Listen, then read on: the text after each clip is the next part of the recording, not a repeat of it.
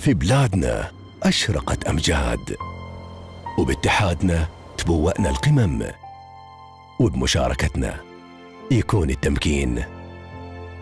إماراتنا قلب واحد، صوت واحد، والبيت متوحد.